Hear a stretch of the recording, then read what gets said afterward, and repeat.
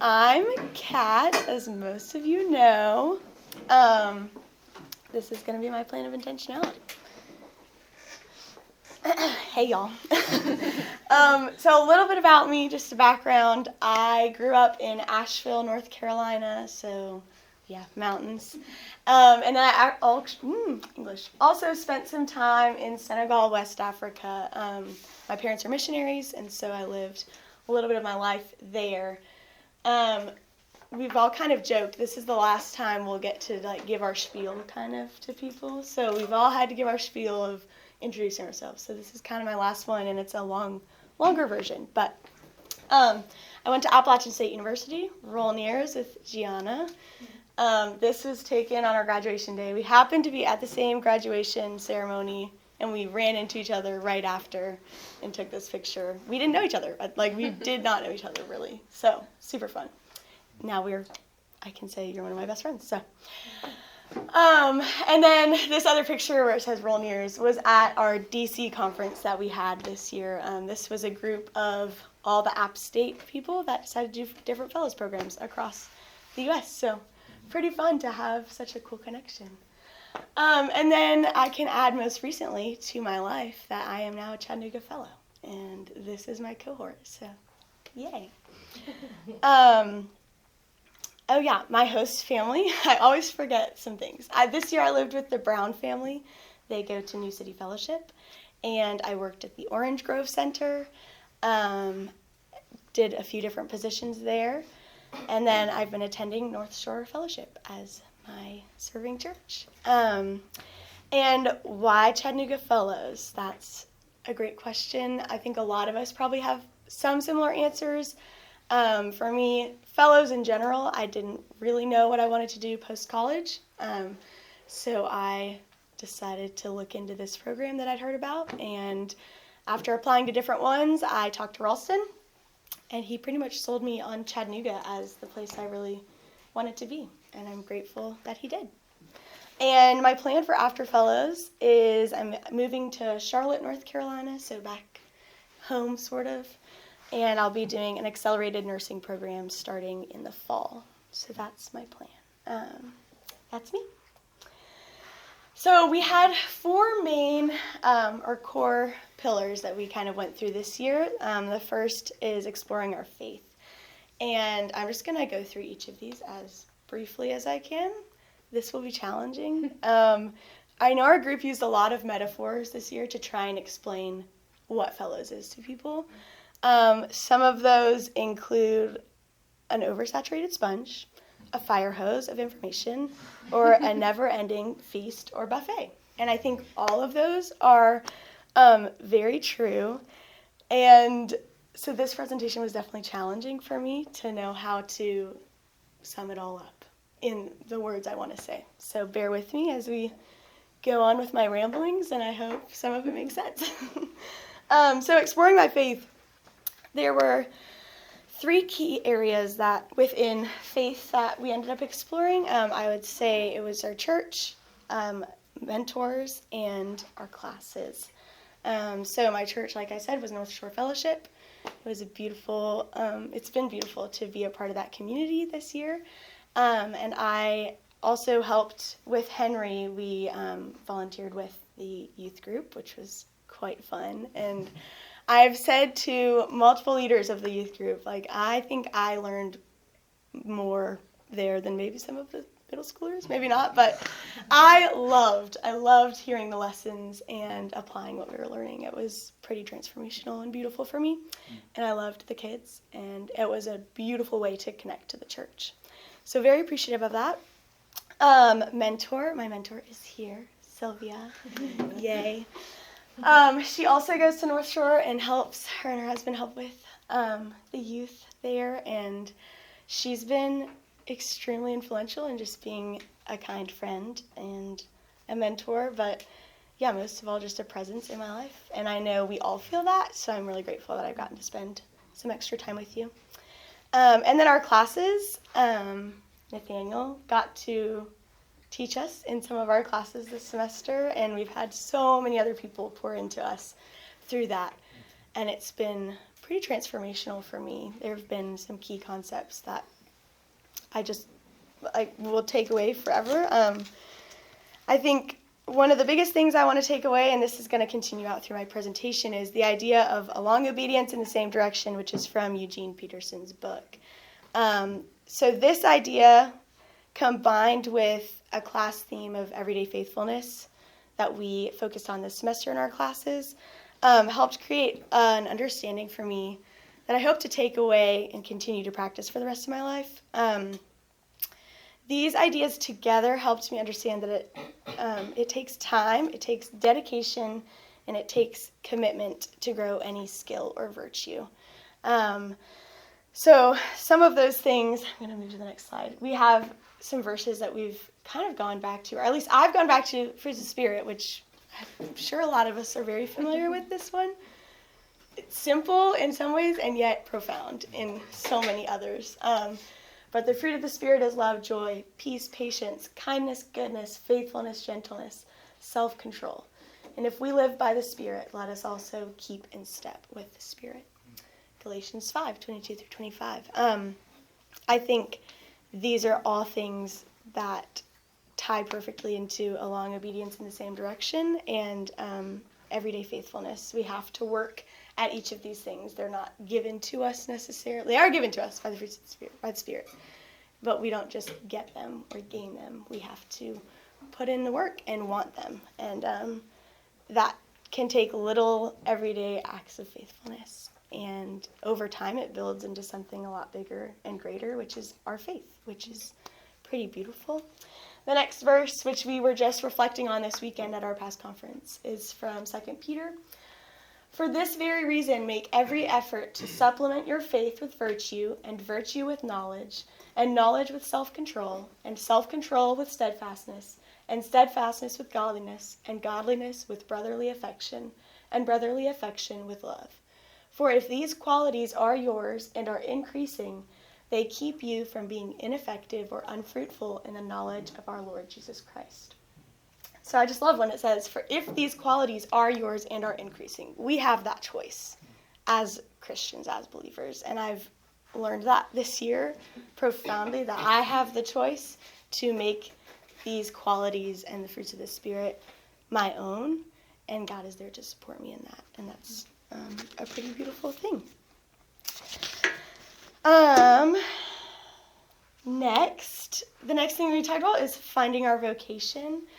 There was a lot to this. We've done a lot and not a lot of pictures to sum it up, which is great too, but this is some of our conferences and retreats and things. The main things, or this is not conferences and retreats, sorry. This is vocational lunches. Highlands, we took some tests, Highlands test, the EQI, the CQ, kind of personality. You could call them personality tests, but they're very involved. And there was a lot to those, and we learned a lot about ourselves. I think my perception to finding your vocation prior to Fellows, I went over my Fellows application, which I wrote it's been over a year and a half that I wrote that. So I've had a lot of fun reading back my application and seeing what I thought coming into Fellows. And this is a quote from my application. I know that by participating in a Fellows program, I will be given the wonderful opportunity to explore possible career and professional opportunities. Currently, I am unsure where exactly God is guiding me in terms of a career, but by pursuing a Fellows program, I hope to grow more in my dependence and trust in God's timing and plans for my future. Whoa, that happened, not in the ways I expected. And it's pretty cool to read that and know. I kind of wrote that I said, I hope to grow. Of course growth is going to happen. I had no idea how and in what ways. So it's been really cool to reflect and see how. I didn't know the wild ride that I would be asking for by joining a Fellows program. But it's been great. So we each had an opportunity to work on a blog post this year. And in my blog post, it's entitled, Entrusting My Plans to God, which was written well after applying to my Fellows program, and I hadn't reread my Fellows application when I wrote this. And so that directly answers what I was hoping for in this program. I hope to grow more in my dependence and trust in God's timing and plans for my future. And my blog post is all about entrusting my plans to God. It's so much more than, hold on, let me think. So, in my blog post, I talk about the importance of actively entrusting my plans to God. And when writing this post, I had not yet reread my Fellows application. And God has truly given me lots of practice the past 9 months to grow in my dependence and trust in Him. More often than not, I was impatient, frustrated, and anxious. Absolutely. I don't say I trusted Him well. And more often than not, I felt very alone and isolated as I grappled with giving up my own control and entrusting it to God. But I do know that this trust is an act of faith, and that with practice and with dedication and with a long obedience in the same direction, my Heavenly Father will continue to refine and strengthen my faith. So I can trust in Him as I head into whatever's next. Committing to community. Community probably is the core thing for me in Fellows. I could talk years about this. And so this is a picture to represent kind of what I thought of community before entering Fellows. I knew Chattanooga Fellows was known for having a lot of alumni stay around. Knew there was a big network of that and people stuck around. And since beginning to be a fellow, I've learned it's a lot more than that. It is that, and it's so much more. So the 3 areas I would love to focus on are my host family, community dinners, and the fellas and the ladies. So my host family, the Browns, they have 5 kids. It's been a joyride to live with them. These are some great pictures of my time with them. They have been truly influential, true influences in just loving and caring for me and being my family when I don't have my family here, as none of us really do. So I just want to thank them for all that they've given me and the radical generosity that they've extended to me in offering me their home. The next is community dinners, which I would say for all of us, we would say it's like our homes away from home. Every Monday evening, we got to go to a different home in the community, and they opened it up to us. They fed us, not just a little bit, we feasted pretty much every Monday night. And these are just some of the examples. Some of you might see your home up there. And we truly just got to be a part of a home. And I think, all felt very loved and connected by that. So that was pretty beautiful to connect with so many different people in that way. And lastly, friends, the fellas and ladies and so many other people.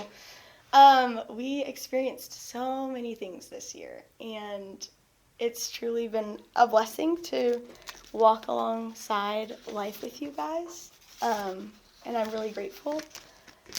There's just so much more to all the community that has surrounded me this year than I expected, I would say.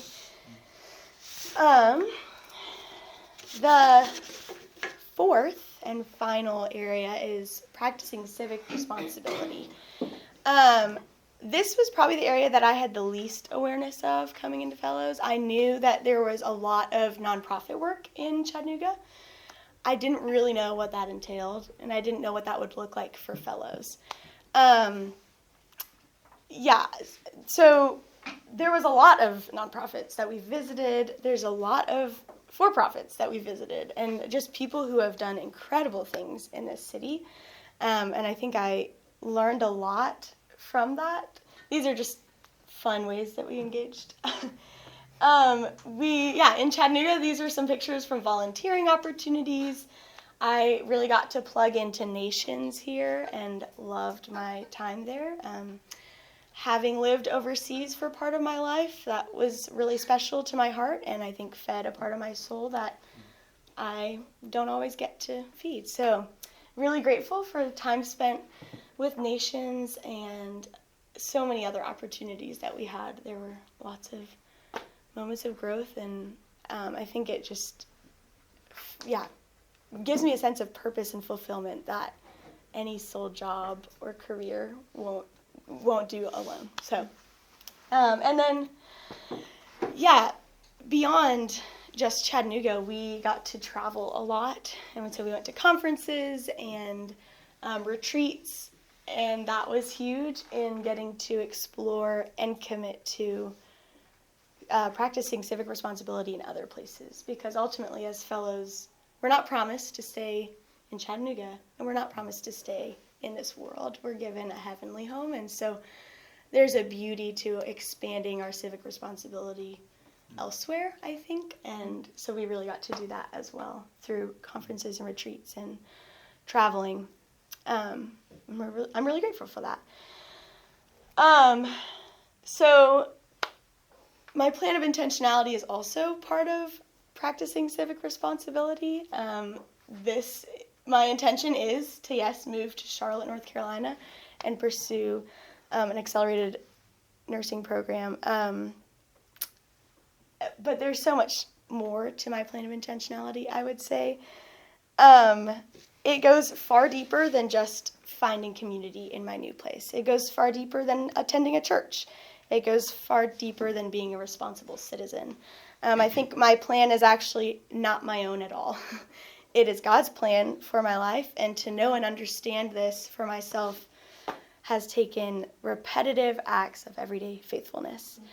As I move to Charlotte, I no longer hope for God to work in my life, but instead I trust that God will work in whatever is to come.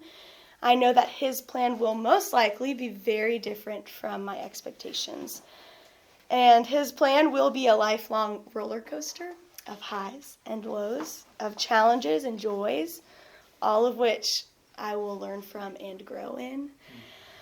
My plan of intentionality for any vocation, sense of community, or act of civic responsibility should be rooted in entrusting my plans to God through acts of everyday faithfulness and a long obedience in the same direction.